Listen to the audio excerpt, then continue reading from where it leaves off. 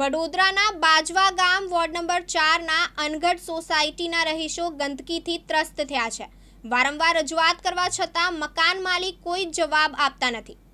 વડોદરા બાજવા ગામ ward number 4માં આવેલ અણગઢ સોસાયટીમાં રહેતા ગિરીશભાઈ શાહના મકાનમાં સ્થાનિક રહીશોના કહ્યા પ્રમાણે 40થી 50 લોકો ભાડે રહેતા હોય અને કોમન પ્લોટમાં ખડકૂવો જે પોતાના માલિકીનો હોય તેમ જણાવે છે અને સ્થાનિક લોકોના કોલ ઉઠાવતા નથી અને જવાબ પણ આપતા નથી।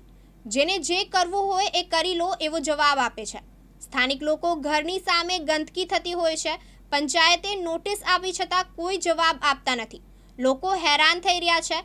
હાલ સ્થાનિક દ્વારા પોલીસ સ્ટેશને અરજી આપવામાં આવશે, જેના લીધે 40થી 50 લોકો ભાડે રહેતા પોલીસ વેરિફિકેશન અને ભાડા કરાર થયો છે કે નહીં એ પણ તપાસ થાય। હાલ વડોદરા જિલ્લા અને તાલુકા આરોગ્ય વિભાગ તાત્કાલિક પગલાં લે તેવી સ્થાનિક રહીશોની માંગણી છે।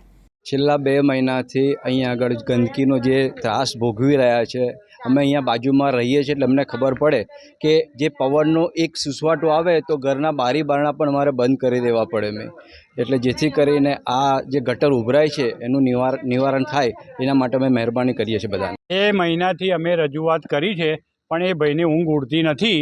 મારા ઘરની બરાબર સામે જ આ ખાડકૂવો છે, અમે એને 10 વાર રજૂઆત કરી પણ એ કોઈ સાંભળવા થાય નહીં। અમારું બી બારણું ખોલી નથી શકતા।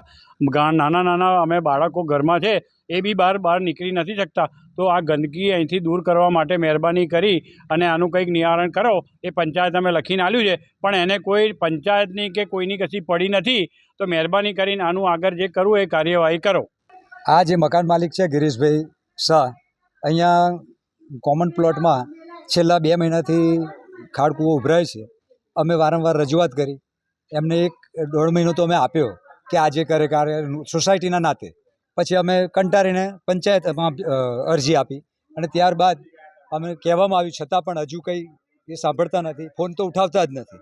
એટલે ના છૂટકે અમારે છેલ્લે ન્યૂઝવાળાને બોલાવવા પડ્યા અને આ જે કંઈક થઈ રહ્યું છે અને લોકો જે ત્રાસ ભોગવી રહ્યા છે એ ત્રાસ દૂર થાય એવો અમે ઈચ્છીએ છીએ। મહેન્દ્ર સોલંકી, દિવ્યાંગ ન્યૂઝ, વડોદરા।